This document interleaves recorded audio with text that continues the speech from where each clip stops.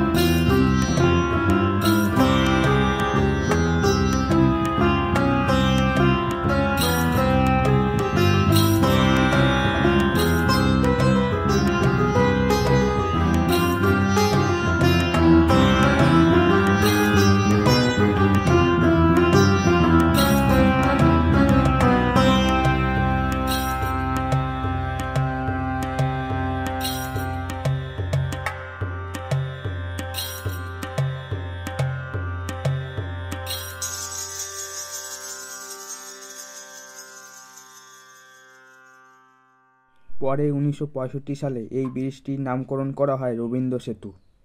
এই ব্রিজটি প্রায় অনেকটা জায়গা নিয়ে তৈরি হয়েছে। এই সেতুটি বিশ্বের 6ষ্ঠ দীর্ঘতম সেতু। এই ঝুলন্ত সেতুটি নাট বোল্ট ছাড়াই তৈরি হয়।